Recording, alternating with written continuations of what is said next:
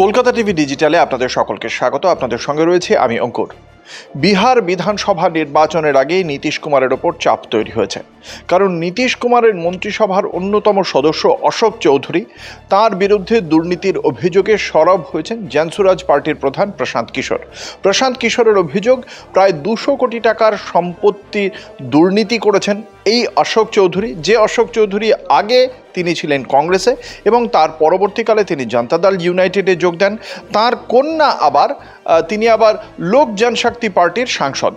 ফলে এহেন অশোক চৌধুরী, তার বিরুদ্ধে 200 কোটি টাকা দুর্নীতির অভিযোগ এবং সেই দুর্নীতির অভিযোগ সংক্রান্ত যাবতীয় তথ্য বারংবারই প্রশান্ত কিশোর জনসমক্ষে আনার কথা বলছেন এবং তিনি দাবি করছেন, কখনো চ্যালেঞ্জ ছুঁড়ে দিচ্ছেন যে তার দাবি যে মিথ্যা, সেই কথা প্রমাণ করার জন্য অশোক চৌধুরী সাংবাদিক সম্মেলন করে প্রমাণ করুন। যদিও অশোক চৌধুরী এখনও পর্যন্ত নীরব এবং সেই নীরবতা নিয়েই প্রশ্ন উঠতে শুরু করেছে জনতা দল ইউনাইটেডের বাকি মন্ত্রী এবং অন্যান্য গুরুত্বপূর্ণ নেতৃত্বের পক্ষ থেকেও এবার প্রশ্ন উঠছে।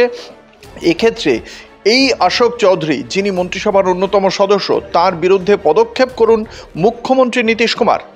ভারতীয় জনতা পার্টি, বিহারে জেডিইউ এর যে শরিক দল, শাসনে যে শরিক দল বিজেপি, সেই বিজেপির পক্ষ থেকেও এবার প্রশ্ন উঠছে যে তাহলে মুখ্যমন্ত্রী নীতিশ কুমার তাঁরই ক্যাবিনেটের অন্যতম সদস্য অশোক চৌধুরী সম্পর্কে কেন কোনো পদক্ষেপ করছেন না?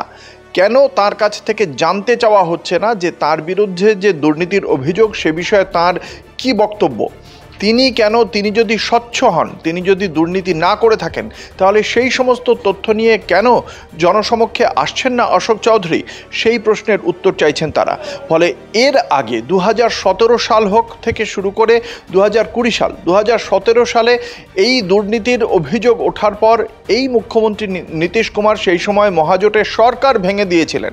2020 সাল অবধি তিনি একের পর এক, জিতন রাম মাঞ্ঝি থেকে শুরু করে ডক্টর মেওয়ালাল চৌধুরী, এদের একের পর এক তাদেরকে ইস্তফা দিতে বাধ্য করেন এই মুখ্যমন্ত্রী নীতিশ কুমার। ফলে সেই জায়গা থেকেই নীতিশ কুমারের বিরুদ্ধে আরও একবার চ্যালেঞ্জ ছুঁড়ে দিয়েছেন প্রশান্ত কিশোর, যেখানে তিনি বলছেন যে মুখ্যমন্ত্রী নীতিশ কুমার স্বচ্ছতার কারণে এর আগে একের পর এক পদক্ষেপ করেছেন, এবারেও তিনি পদক্ষেপ করবেন, এটাই প্রত্যাশিত।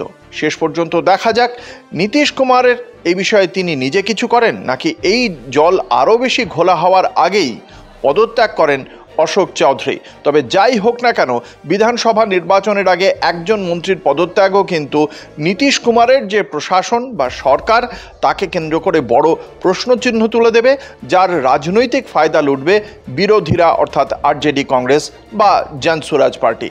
দেখা যাক সেদিকে কোন দিকে জল গড়ায় বিহার বিধানসভার যে নির্বাচন, তার আগে বিহারের রাজনীতিতে কোন দিকে জল গড়ায়। দেখতে থাকুন কলকাতা টিভি, রাত দিন 7 দিন।